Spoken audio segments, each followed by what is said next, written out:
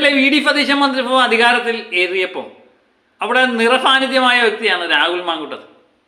രാഹുൽ മാങ്കൂട്ടത്തിനെ സംബന്ധിച്ച് അദ്ദേഹം ഇപ്പം പാർട്ടിയിലില്ല, അദ്ദേഹത്തെ പുറത്താക്കി.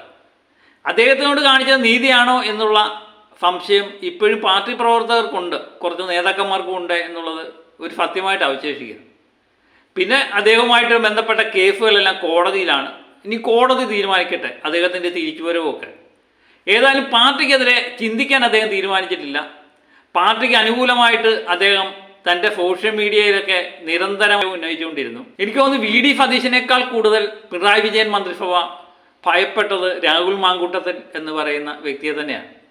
അതുകൊണ്ടാണല്ലോ പെട്ടെന്ന് കേസാവുന്നു, പെട്ടെന്ന് കേസെടുക്കുന്നു, കോടതി പോകുന്നു, കുറ്റപത്രം സമർപ്പിക്കുന്നു, ഇതൊക്കെ ചടചടയുന്നായിരുന്നു. ഏതായാലും രാഹുൽ മാങ്കൂട്ടത്തിൽ എന്ന് പറയുന്ന കരട് അവരെ എടുത്തു മാറ്റാൻ ശ്രമിച്ചു. അത് എടുത്തോ ഇല്ലയോ എന്നുള്ളത് വരും കൊല്ലങ്ങളിൽ മാത്രമേ അറിയാൻ പറ്റത്തുള്ളൂ. മിക്കവാറും ഇങ്ങനെയുള്ള കേസുകളൊക്കെ, പ്രത്യേകിച്ച് സ്ത്രീകളുമായിട്ട് ബന്ധപ്പെട്ട കേസുകളൊക്കെ രാഷ്ട്രീയ പ്രവർത്തകരിലുണ്ടാകുമ്പോൾ പലപ്പോഴും അവർ തകർന്നു പോകാനാണ് സാധ്യത. പക്ഷേ രാഹുൽ മാങ്കൂട്ടത്തിൽ എന്ന് പറയുന്ന വ്യക്തി ഒരു ഫിനിഷ് പക്ഷിയെ പോലെ ഉയർന്നു പോകുന്നതാണ് നമ്മൾ കണ്ടത്. അത് ഇന്നലെ സെൻട്രൽ സ്റ്റേഡിയത്തിൽ മന്ത്രിസഭ അധികാരത്തിൽ വന്നപ്പോഴും സാധാരണ കോൺഗ്രസ് പ്രവർത്തകർ തന്നോടൊപ്പമാണ് എന്നുള്ളത് രാഹുൽ മാങ്കൂട്ടത്തിന് തെളിയിക്കാൻ പറ്റും. അദ്ദേഹത്തിൻ്റെ സാന്നിധ്യം അണികൾക്കിടയിൽ വലിയ ആരവമാണ് സൃഷ്ടിച്ചത്. അത് പല മാധ്യമങ്ങളും റിപ്പോർട്ട് ചെയ്യുന്നത് കണ്ടു. മാധ്യമങ്ങൾ തന്നെയാണ് ഇത് ഇത്രമേൽ ഹൈപ്പിലെത്തിച്ചതും ഇത്രമേൽ കുളമാക്കിയതും ഇപ്പം വീണ്ടും പൊക്കിക്കൊണ്ടുവരുന്നതൊക്കെ. ഏതായാലും രാഹുൽ മാങ്കൂട്ടത്തിൽക്കിടയിൽ ഒരു വികാരമായപ്പോൾ ഈ തുടങ്ങി വെച്ച ഒരു ആളുണ്ട്.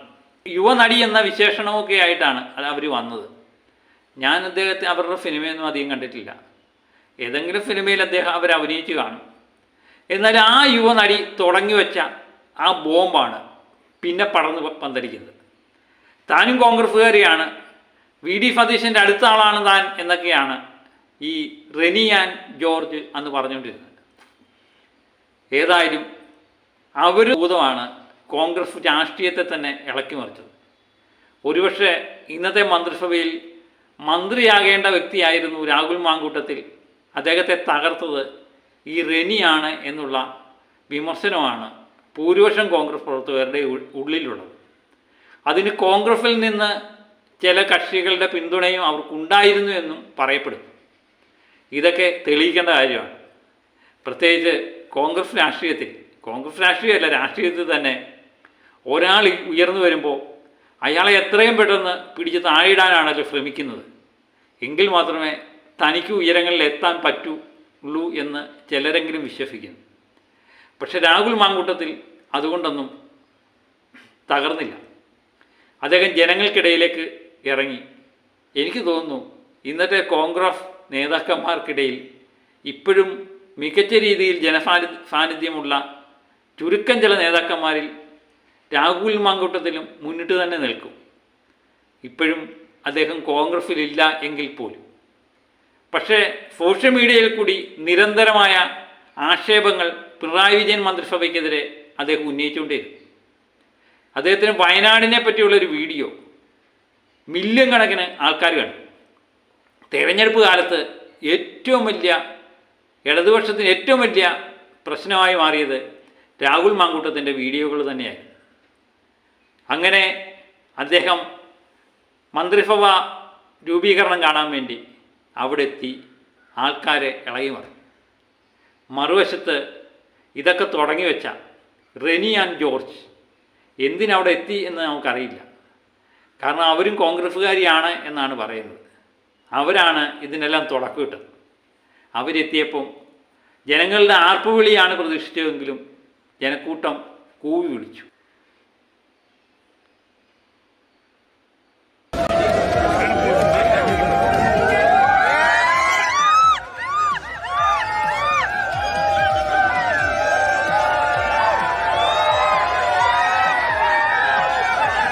സത്യം പറഞ്ഞാൽ ആ ജനക്കൂട്ടത്തിൽ എത്ര പേർക്ക് ഇവര് ഒരു യുവനടിയാണെന്ന് അറിയാമോ എന്നെനിക്കറിയില്ല.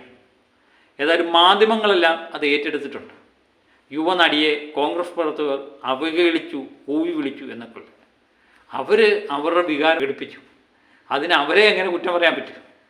ഏതായാലും റെനിയായിരുന്നു വിചാരിക്കേണ്ടത് ഇത്രയും പ്രവർത്തകർ കൂടി നിൽക്കുന്ന ഒരു വേദിയിലേക്ക് ഒരു കാരണവശാലും താൻ പോകരുത്, അത് പ്രവർത്തകർക്കിടയിൽ തനിക്കെതിരെ വികാരമുണ്ടാക്കും എന്നുള്ളത് കൃത്യമായിട്ട് മനസ്സിലാക്കണം. അവസാനം കൂക്കുവിളിയുടെ അകമ്പടിയോടെ റെനി ഓടി രക്ഷപ്പെടുന്നത് നമ്മൾ കണ്ടു. അപ്പുറത്തൂടെയും ഇപ്പുറത്തൂടെയൊക്കെ ഏതായാലും പോയി റെനി അവസാനം രക്ഷപ്പെട്ടു. അങ്ങനെ മാധ്യമങ്ങളിലൊക്കെ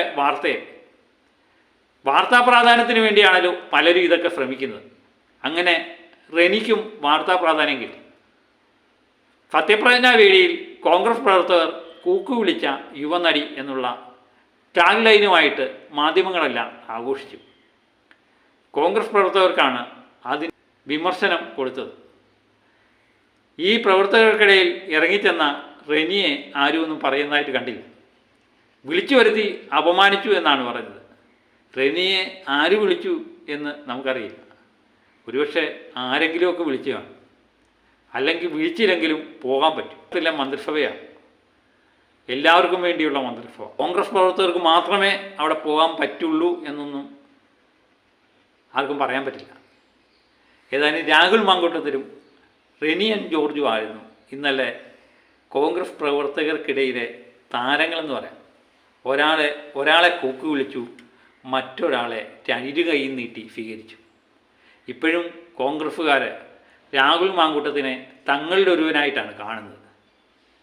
കേസുകളെല്ലാം തീർത്ത് അദ്ദേഹത്തിന് എത്രയും പെട്ടെന്ന് തിരിച്ചു വരാൻ പറ്റും എന്ന് തന്നെയാണ് പ്രവർത്തകർ വിചാരിക്കുന്നത്. എനിക്ക് തോന്നുന്നു പിണറായി വിജയൻ മന്ത്രിസഭ ഏറ്റവും കൂടുതൽ വേട്ടയാടിയ വ്യക്തിയാണ് രാഹുൽ മാങ്കൂട്ടത്തിൽ. കാരണം അദ്ദേഹത്തിനെതിരെ നിരവധി കേസുകൾ, ഏറ്റവും കൂടുതൽ ജയിൽ ശിക്ഷ അനുഭവിച്ചിട്ടുള്ളതും അദ്ദേഹമാണ്.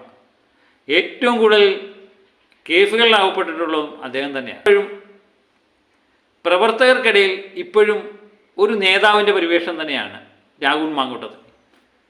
പ്രത്യേകിച്ച് താഴേക്കിടയിലുള്ള പ്രവർത്തകരെ നമ്മൾ സംസാരിക്കുമ്പോൾ പിണറായി വിജയൻ മന്ത്രിസഭയ്ക്കെതിരെ അവരുടെ വികാരമാണ് രാഹുൽ പലപ്പോഴും പ്രകടിപ്പിച്ചുകൊണ്ടിരുന്നത്. രാഹുലിന് ഒളിവോ മറയൊന്നുമില്ല. അതുതന്നെയാണ് പ്രവർത്തകർക്കിടയിൽ അദ്ദേഹം ഒരു വികാരമായി മാറുന്നത്. പല കോൺഗ്രസ് നേതാക്കന്മാർക്കും ഇല്ലാത്തത് അതുതന്നെയാണ്. ജനങ്ങളുടെ ഹിതത്തിന് അനുകൂലമായി പ്രവർത്തിക്കുക, അവരോടൊപ്പം നിൽക്കാൻ പല കോൺഗ്രസ് നേതാക്കന്മാർക്കും കഴിയാതെ മാധ്യമങ്ങളെ കാണുമ്പോൾ പല കാര്യങ്ങളും അടിച്ചു വിട്ടുകൊണ്ടിരിക്കും. അവർക്ക് പാർട്ടിയൊന്നുമല്ല മുഖ്യം, തങ്ങൾ തന്നെയാണ് മുഖ്യം. അതിന് സത്യം പറഞ്ഞാൽ രാഹുൽ മാങ്കൂട്ടത്തിനെ കണ്ടുപിടിക്കാം.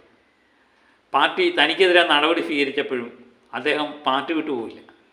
പലരും ആവശ്യപ്പെട്ടു അദ്ദേഹം സ്വതന്ത്രമായിട്ട് നിന്ന് മത്സരിക്കണം.